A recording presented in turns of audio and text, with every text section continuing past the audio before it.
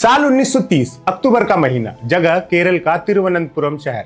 यहाँ के capital cinema hall में एक साइलेंट फिल्म का प्रीमियर शो होना है।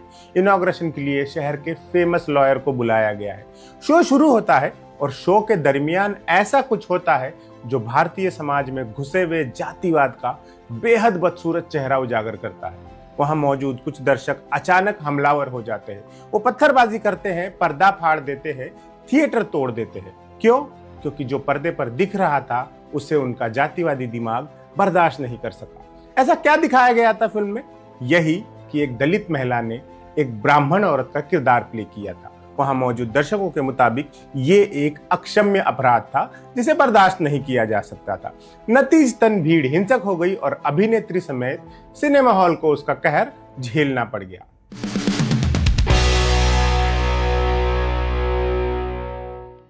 आज न तो वो सिनेमा हॉल है, न उस हॉल में मौजूद कोई दर्शक जिंदा है, लेकिन जिस एक्ट्रेस के नाम पर इतना बवाल खड़ा किया गया, उनका नाम सिनेमा के इतिहास में अमर हो गया है।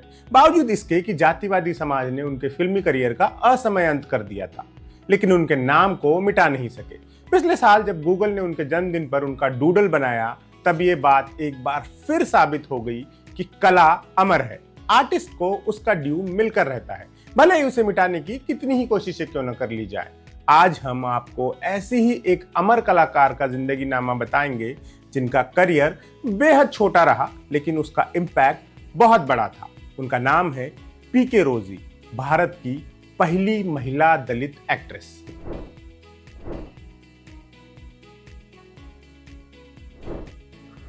पीके रोजी का जन्म 1903 में केरल के तिरुवनंतपुरम में हुआ। जन्म के वक्त उनका नाम राजम्मा रखा गया था और वो पुलायार जाति के परिवार में पैदा हुई थी। पुलायार दलित समाज की एक उपजाति है जिसे कथित तौर पर नीची जाति माना जाता था। राजम्मा एक बेहद गरीब परिवार में पैदा हुई थी और उनका परिवार अमीर लोगों के बंगले में घास काटने और लॉन के रखरखाव का काम किया करता था। राजम्मा ने बहुत कम उम्र में ही अपने पिता को खो दिया था और अपनी माँ के साथ वो भी साहब लोगों के बंगले की घास हमवार किया करती थी। हालांकि राजम्मा एक मामले में अपने परिवार से अलग थी, बल्कि अपने आसपास के तमाम लोगों से अलग थी। उन्हें अभिनय में दिलचस्पी थी, नाटक उन्हें खूब भाते थे। याद रहे, उस वक्त तक सिनेमा नाम की विधा की अभी आमद नहीं हुई थी। अभिनय सिर्फ रंगमंच के नाटकों और मेलों की नौटंकियों तक ही सीमित था।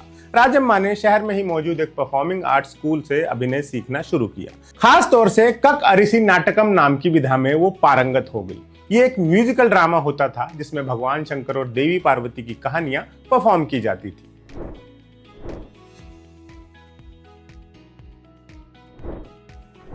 ये वो दौर था जब भारतीय समाज बदलाव के दौर से गुजर रहा था और उसे ठीक से हैंडल नहीं कर पा रहा था।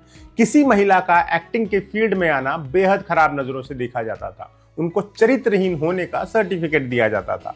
इसीलिए नाटकों के लिए या शुरू होने जा रही सिनेमा नाम की विधा के लिए महिला एक्ट्रेस ढूंढे नहीं मिलती थी। यही वजह थी कि उस दौर के नाटकों और सिनेमा की शुरुआती फिल्मों में महिला किरदार भी पुरुष ही निभाया करते थे। इसी मजबूरी से जूझते हुए मराठी समाज ने तो एक अप्रतिम कलाकार भी दिया दुनिया को, नारायण श्रीपाद राजहंस उर्फ बाल गंधर्व, जिन्हें मराठी रंगमंच की दुनिया में अथाह सम्मान हासिल है। बहरहाल, उनकी कहानी फिर कभी, आज पीके रोजी पर बात करेंगे। परिवार की मुखालफत के बावजूद पीके रोजी ने थाईकॉड नाम की एक ड्रामा कंपनी ज्वाइन की और थोड़े ही वक्त में खुद को एक अच्छी अभिनेत्री के रूप में एस्टैब्लिश कर दिया। उधर मलयालम सिनेमा के जनक कहलाने वाले जेसी डैनियल पहली मलयालम फिल्म बना रहे थे। ये एक साइलेंट फिल्म थी जिसका नाम था विगाथा कुमारन, यानी खोया हुआ बालक। फिल्म में लीड रोल वो ही कर रहे थे, लेकिन उन्हें हीरोइन नहीं मिल रही थी। पूरे केरल में उन्हें एक ऐसी महिला नहीं मिली जो फिल्म में काम करने को तैयार हो। थक हार कर उन्होंने मुंबई से एक एक्ट्रेस बुलाई। उसके साथ फिल्म का कुछ हिस्सा शूट भी कर लिया, लेकिन जल्द ही उस एक्ट्रेस ने भी हाथ खड़े कर दिए। जेसी डैनियल फिर मुश्किल में आ गए। उनकी मुश्किल का हल मिला राजम्मा उर्फ पीके रोजी में।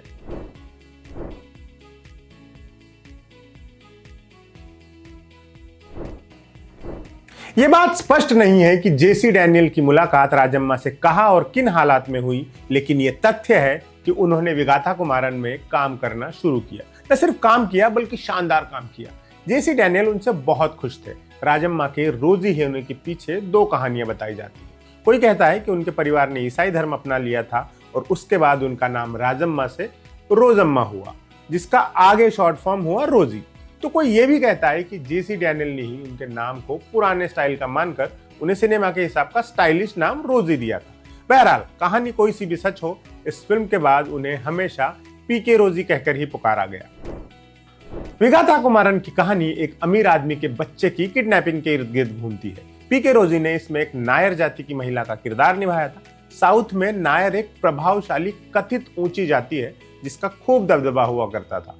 विगाता कुमारन में एक सीन था जहां जेसी डैनियल का किरदार पीके रोजी के किरदार के बालों में मौजूद फूल को चूमता है। इस सीन ने और उनके दलित जाति से होने ने बवंडर मचा दिया। जैसा कि हमने शुरू में ही बताया था, फिल्म का प्रीमियर शो तिरुवनंतपुरम के कैपिटल सिनेमा में हो रहा था।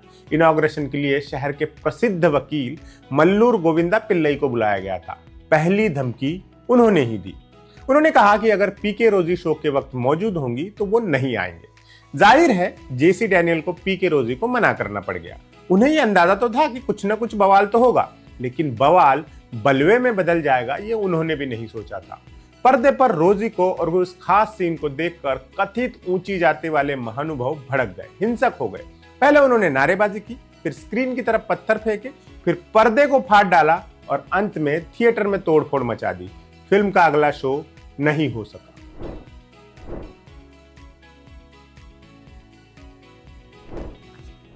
पीके रोजी अपनी ही फिल्म का शो देख न सकी। बात यहीं तक रुक जाती तो गनीमत थी, लेकिन जातीय दंभ में अकड़े समाज को इतने भर से चैन कहां। उन्होंने पीके रोजी को मुकम्मल तबाह कर दिया। कहते हैं कि उनके परिवार की झोपड़ी को भी जला दिया गया। रोजी ने अपनी पुरानी थिएटर कंपनी में वक्ती तौर पर पनाह ली, लेकिन वो लोग भी उनकी हिफाजत करने में सक्षम नहीं थे। उन पर कथित ऊंची जाति के लोग लगातार हमला करते रहे। घबरा कर पीके रोजी को भाग जाना पड़ा। उन्होंने एक ट्रक में छुपकर यात्रा की और नागरकोइल पहुंच गई। वहां उन्होंने उसी ट्रक ड्राइवर से शादी कर ली जिसने उनकी जान बचाई थी। नागरकोइल में उन्होंने नए सिरे से जिंदगी शुरू की। फिर एक बार अपना नाम बदलकर राजम्मल रख लिया। यहाँ कुदरत की एक और विडंबना सामने आई। जिस नायर समुदाय ने उन्हें दरबदर किया था, उनका पति केशव पिल्लई उसी नायर समुदाय से बिलोंग करता था। पीके रोजी ने अपनी जिंदगी में महज एक फिल्म की। उसके बाद उन्हें हमेशा के लिए एक्टिंग छोड़ने पर मजबूर कर दिया गया। बावजूद इसके कि वो मलयालम सिनेमा की पहली महिला एक्ट्रेस थी और भारत के शुरुआती दलित एक्ट्रेस में से एक थी, लेकिन जाति नाम का अजगर उनका करियर लील गया। अगले कई सालों तक उन्होंने गुमनामी की जिंदगी जी। 1988 में अपनी मौत होने तक उनके पति और बच्चों ने उनके पास्ट के बारे में कभी किसी से बात नहीं की।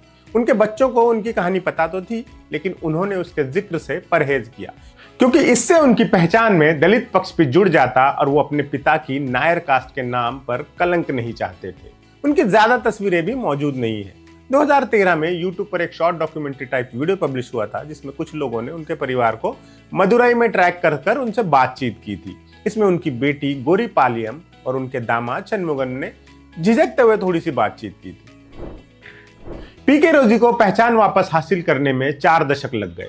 1971 में कुछ मैगजीन्स में उनके बारे में आर्टिकल छपे और तब जाकर दुनिया ने उनका नाम और संघर्ष जाना। हालांकि ये प्रसिद्धि भी लिमिटेड ही रही। पिछले कुछ सालों में लोगों ने उनके जीवन में काफी इंटरेस्ट दिखाया है। उनके नाम से महिला एक्टर्स को अवार्ड भी दिया जाता है। 10 फरवरी 2023 को उनके 120वें जन्मदिन पर गूगल ने उनके नाम का एक डूडल बनाया था। कुछ साल पहले मलयालम फिल्म इंडस्ट्री की संस्था WCC यानी विमेन इन सिनेमा कलेक्टिव ने घोषणा की थी कि वो लोग पीके रोजी के नाम पर एक फिल्म सोसाइटी लॉन्च करेंगे। ये उनको और उन जैसी तमाम महिलाओं को सच्ची श्रद्धांजलि देने का प्रयास था, जिन्हें जातिवादी समाज ने सिनेमा के इतिहास से गायब कर दिया। सिनेमा का जादुई संसार ऐसे ही नहीं बना है। इसकी इंद्रधनुषी दुनिया में रंग भरने के लिए न जाने कितने कलाकारों ने अपना लहू लगाया है, अपने सपनों की मज़ारें बनाई है, खुद को तबाह कर लिया है। पीके रोजी ऐसा ही एक नाम है। याद रखिएगा,